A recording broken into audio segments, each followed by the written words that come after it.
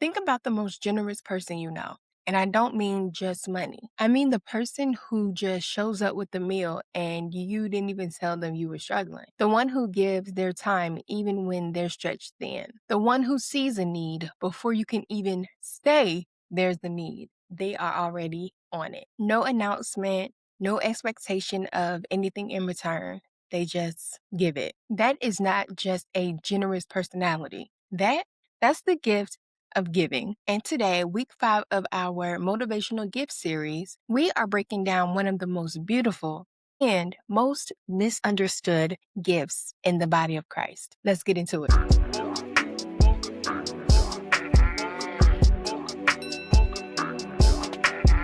Romans 12:8 says, if it's giving, give generously. If it's giving, give generously. Now, most people hear the word giving and immediately go directly to money. And while money is a part of the gift of giving, it's not the only part. The gift of giving is so much bigger than your bank account. The Greek word here is metaditis. I don't know if I said it right, which I already know. Okay, yeah, go look it up. And it means to share, impart, to give of oneself, not just resources, self. This gift is about a person who is wired to be conduit, to take what they have, whether it be their money, their time, their energy, their skills, their space, whatever it may be, and to freely give it out to people who need it. Here's what the gift of giving looks like in action. They give before they're asked. They see a need and they move forward with it immediately. Give sacrificially.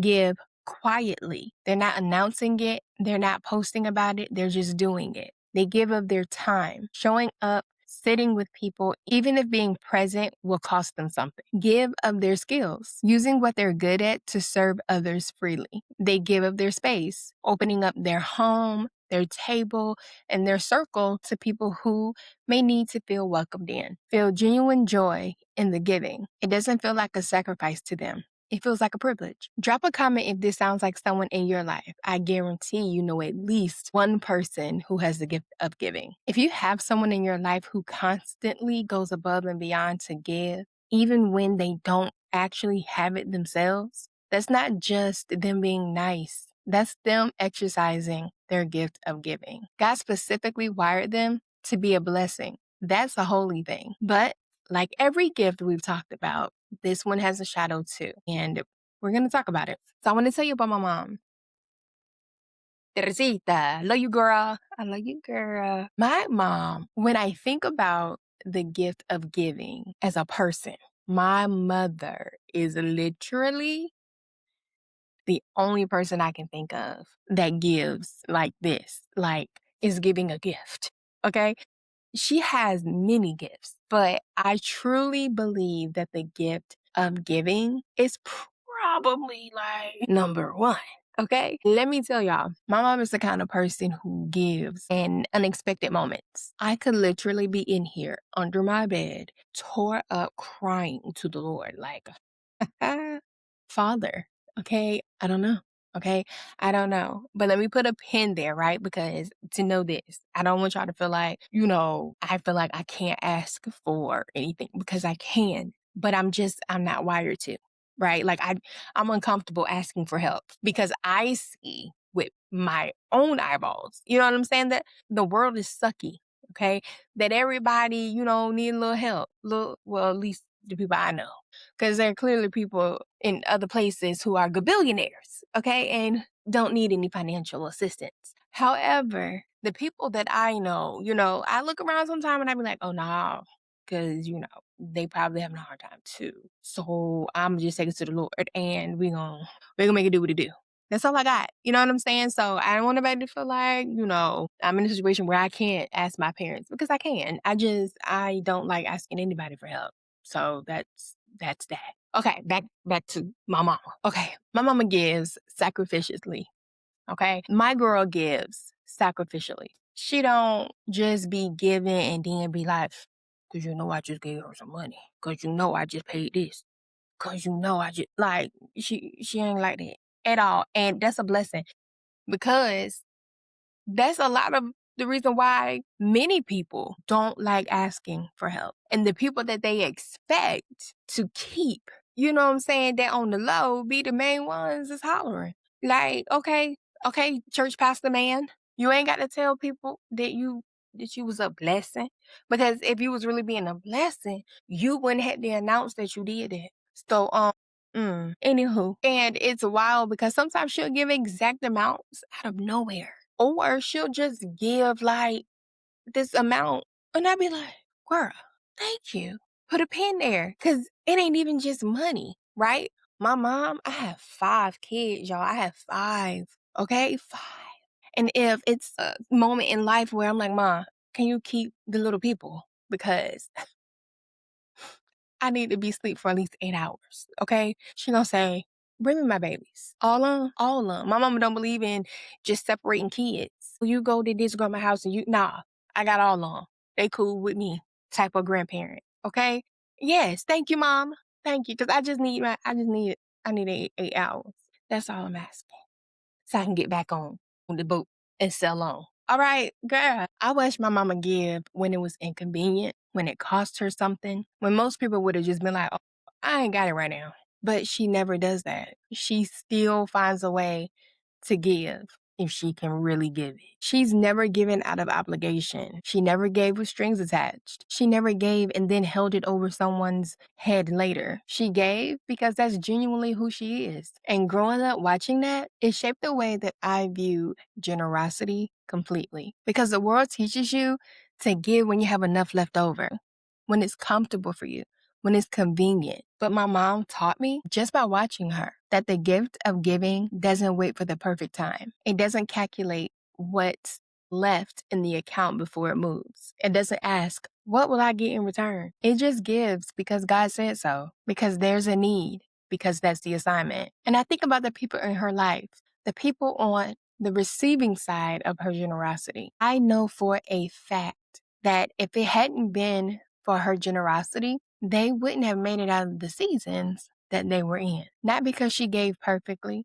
not because she gave everything, but because she showed up consistently, sacrificially, without making people feel like a burden for needing it. That is the gift of giving the way God intended it to be. And I want to say something to the givers in here, because I know you're watching. The fact that giving comes naturally to you doesn't mean that everyone is entitled to it. Your gift is not a free pass for people to take advantage of you. Your generosity is not an open door for people to just walk through without respect or gratitude. You are allowed to have boundaries. You are absolutely allowed to say no. You are allowed to protect the things that God has placed into your hands, to continue to be a blessing to those He actually sends your way. Giving from a healthy place multiplies. Giving from a depleted place eventually dries. Protect the gift. Now let's talk about how the gift of giving shows up in business and leadership. People with the gift of giving are the people who generally over-deliver, build incredible loyal audiences and customer bases, are drawn to businesses and brands